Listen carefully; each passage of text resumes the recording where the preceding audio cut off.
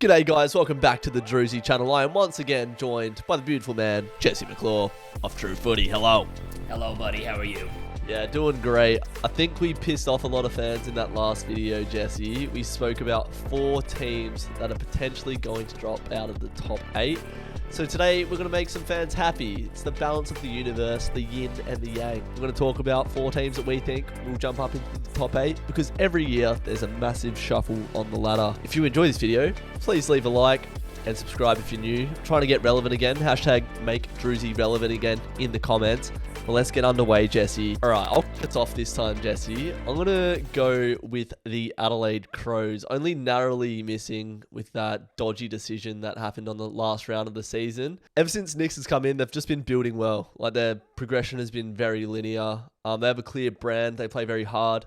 And I just like their list a lot. They play exciting football. So, nearly made the top 8 this year. I don't see any reason for them regressing in 2024. Do you agree with that, Jesse? Do you think Adelaide could make the top 8? Yeah, absolutely. So when you asked me which 4 teams are most likely to jump into the 8, I was like, which 3 teams other than West Coast? And the first team that came to my mind was the Adelaide Crows. For all the reasons you outlined, I think they both play a very attractive brand. And I've, again, don't want to get repetitive, but one thing I have been saying for years is that I think that Adelaide have played like a really competitive and tenacious game style, even when their talent wasn't really there. And now I think we're starting to see that talent start to mature. They're potent in the forward line. Their backline probably needs a little bit of work. Their midfield, I think, has come a long way, particularly when you've added Jordan Dawson into that mix. Now they've got a real top liner in there.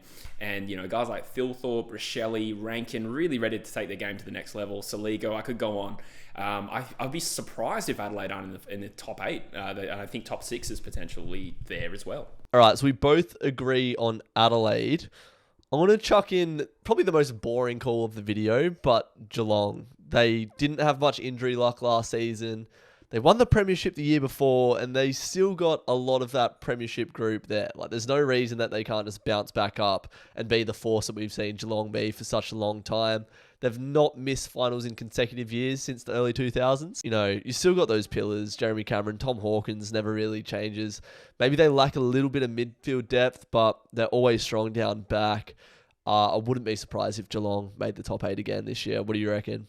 Yeah, Geelong was literally the second team I wrote down for that. So I agree, the top-end talent, like if you got a firing Jeremy Cameron in that team, it's hard to bet against them. I think their backline is strong. Obviously, Tom Stewart's one of the best in the game at what he does. De Koning as a young up-and-coming key back, they're medium types. I agree with you, it's the midfield depth for me. But when you factor in, Guthrie missed a fair bit of footy. I think he played like 6 games last year. So if you take probably their best performing midfielder out of a midfield that was already lacking a bit of a punch, then I think they're a little bit vulnerable. So again, that vulnerability could be there in 2023, but if we're looking at best 22 talent, the fact that they've got a great culture, they generally perform well. Like we said in the previous video, Geelong just don't really collapse that often. And a lot of young talent coming in, about to take the next step. Max Holmes, Tanner Bruin. I feel like Geelong for the 8 is not a safe bet, but it's a good, decent bet. It's juicy enough, and I think people probably are tempted to just say, nah, let's write off Geelong because they're too old. I don't think that's going to be the case. Every time you write off Geelong, they come back as well. Like, if last year is an outlier, you look at the sample from the years previous, literally a premiership, but they were so competitive. They always are competitive. Like, Geelong rarely just scrape into the 8. They're usually having a big say in the final series. Another one who didn't play much footy last year is Jai Clark. So I'm not sure how his preseason's gone, how fit he is heading into 2024, but hopefully they can get a lot of footy into him, Tanner Bruin, and start that next generation coming through. Who are you going to go with for your third team, Jesse? I think again, I'm going to go against the grain. I feel like this is another team that people are keen to push off, but we're just talking about potential. We're not saying I think this team will make the 8, but I think if you're talking about pure best 22 potential, I think you have to have the Western Bulldogs in this mix. They've got the best player in the game in their team. They also have certainly Jamara as one of the most exciting young key forward prospects in the game. Aaron Norton as well just feels like he's just teetering on getting to the age where he's about to explode. Like, he's 24. He's really young. Their key back situation probably, needs a solution. Buslinger I'd hope to see come in. Look, Bailey Smith's just done an ACL, but when you consider that they had almost too many midfielders to begin with, I'm not too sure if that's going to be as devastating as it might look on paper. So I think the Bulldogs have every reason to make the 8, and I think it's at the point where if they miss finals, Beveridge is gone. So the expectation should be there, and therefore, absolutely, they've got potential to make the 8. I'm looking at the bottom 10 teams, and there's no team that really sticks out to me more than the Western Bulldogs. So I'm going to have to agree with you on that as well. As you said, Bont, one of the best players in the league, really just leaky down back, I suppose. Like, up forward, I think they've pretty much got that sorted now. Jamara Ugle-Hagen's really matured at the level, does some really good things, can turn a game on its head. Norton just signed that massive deal. You know what you get with Aaron Norton. Arthur Jones is really starting to come through as well. The midfield depth, as we've spoken about, is elite. Tim English and All-Australian ruckman now as well. So there's really no reason that the Dogs should miss the top 8. The fact that they lost to West Coast last year, no dig at West Coast, but that is fucking embarrassing. It is, of course it is. But yeah, how do the Dogs lose to West Coast? Like, anyway, we're not speaking about West Coast. They're no threat for the top 8 at all. But I think the Dogs, they've got a lot going into this season, a lot of pressure to perform. Only a few years ago they were in a grand final, so there's no real reason that they shouldn't make the top 8 again. Obviously, Bailey Smith could be a big miss, but yeah, we'll see. We'll see how they go. We've got one more team to potentially jump into the top 8, Jesse. Hit me.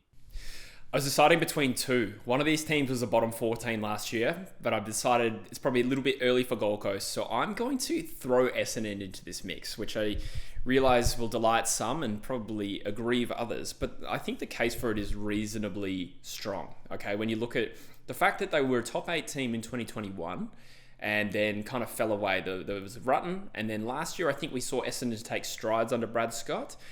And, you know, I just think when you look at their best 22, there's so many players just right about to hit their prime. So we should see a bump in improvement from guys like Archie Perkins, we talked about in another video.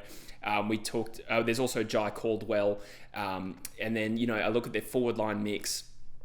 They unearthed Kyle Langford as a genuine 50-goal forward last year. Jake Stringer, contract season, 29 years of age, has every reason to improve. Peter Wright is an underrated gun in my opinion. Their backline in terms of getting that second key back alongside Mackay probably is a question mark, but you know there's Elijah Sardas in this team. Zach Merritt's an absolute star. I think with the maturity of Essendon's list and the talent profile, there is potential there, and that's as far as I'd go. I'm not going to put them in my 8, but I think when you look at all the recruits for a start. The one thing that worries me, Drews, is their pathetic end of the season. And I'm sorry that's harsh, but the last 7 weeks of the season was really poor. And I'm sure Essendon fans, if they get it, take exception to that, I'm sure they were saying the same thing at the time. 21 goal loss against GWS. That can't happen again in 24. And if they can eradicate that drop off, then I think Essendon absolutely are a chance. Okay, good points. Well said. I'm going to disagree with you for the first time this video. I'm going to put my Freo Dockers in. No bias here at all, mate. No. Not a single drop. No. But if you consider, right, Freo made the top 8. They finished 5th in 2022. And we were sandwiched between two teams. It was a Fremantle sandwich with Collingwood bread on top and Brisbane bread on the bottom. So that gives you an idea. Yeah, it was great. It tasted fantastic. So we saw a lot of linear improvement in Longmuir's first few years. I think we took a bit of a hit with the maturity of our list at the end of 2022 with Mundy, Logue, Lobb, Akers, and now Schultz leaving. But I feel like we would have taken a lot of learnings from last year. I feel like we showed glimpses of what we can do. We've beaten Melbourne and Geelong away in 2 consecutive years. We went down to the wire with Brisbane last year as well. I think we just need to bring consistent quarter-to-quarter effort. But I think this list is really invested in Justin Longmuir. I just did a video about this news report coming out about how we're potentially replacing Longmuir with Luke Beveridge. I think it's bogus. I think the team is completely invested. We'll see Jai Amos increase his output again. He had a 41-goal season last year. God knows where he's going to be in 2023. So much potential. And yeah, I just think last year was a bit of a blip in the radar. I think we're a lot better than 14th. And I could see us sliding into that 7th, 8th position for sure. Yeah, I don't disagree with that. What I would say for Fremantle is when I look at whether teams have the capacity to improve quickly. One thing that I always find compelling is their performances against good teams. So Fremantle, had some shambolic performances, particularly at the start of the year. No disrespect, but their start to the year was a loss at home to North, a loss away to the Saints where they didn't play well. That derby, they weren't playing well. We said the other day. Yet you flip that, they've won at GMHBA, they've beat the Ds, they beat the Swans, who, again, were a bit of a mixed bag, but I think it's kind of a characteristic of this Fremantle side to lift to the occasion. So I just think that is usually a good recipe for a team that could improve very quickly. The only question for me is it next year? Because the list is still so young, and I think Essendon's side is a bit more mature. But, I wouldn't be shocked if Fremantle finish higher. I obviously don't follow Essendon nearly as close as I do Freo, but Freo's list talent is actually a piss take. Like, the amount of young talent, we've spoken about it for so long, it just needs to start delivering at some point.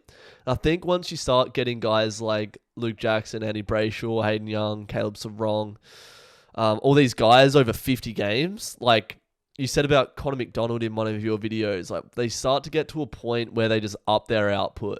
Jordan Clark's another one that comes to mind. That they're between that 50 to 100 games mark, they should really start to lift. And I know how much last season would have sucked playing for Freo, and I don't think they're going to allow that to happen again. So for that reason, we differ. I go Freo, you go Essendon. Drews, I want to throw a question that we haven't prepared for at all in this video, and I know you're good on your feet and we thrive under these conditions, but if you had to pick a team specifically from the bottom four, because this does happen more often than you'd think, a team from the bottom four to shoot into the finals. If you had to just look at the ladder, we're talking Gold Coast, Hawthorn, North Melbourne, West Coast. Which one is the most likely? From the bottom four, I'd probably go with Hawthorn. I think I like the brand of footy they play the most. Really bolstered their forward line in this off-season. But you just never know what's going to happen with Gold Coast. Damien Hardwick could just come in, sprinkle his dust on it, and bang, Matt Rowe's the best player in the league. Ben King's kicking 60 goals. So this is a hypothetical, but I'd probably lean towards Hawthorn, to be honest. What about you? Yeah, you kind of talked me around there. I was leading with Gold Coast when I asked that question, but I'll explain why. I just think there's so many gun players about to hit their prime as well. I like King and Lukosius up forward. I think is a really dangerous mix. I think they kicked 40 and 39 goals each last year. The midfield trio of Miller, who will hopefully be fit this year, Anderson and Rao. Like we saw Anderson break out a bit last year, and Rao could do that again. The back line's got Ballard, etc. I just think there's a lot of really top line potential in that team. For Hawthorn, I think it's actually pretty comparable. I'd say maybe a little bit less mature in some cases, but their forward line is going to be so potent that you could make the case that they could bob up. So I think either one of those is a decent shout. And then, of course, West Coast. All right, Jesse, there we go. A more positive video. That one was easier to film. It was like, these teams now like me, whereas Carlton fans still hate me. But thank you for joining me, Jesse. There's 4 teams we think will jump up into the top 8 next year. True Footy, the most consistent YouTuber in the game. Thank you for joining me today. Like the video if you enjoyed it. Subscribe if you're new. Hashtag make Drewzy relevant again. And we'll see you in the next video. Until then, take care. You plonkers. Goodbye. Thriving.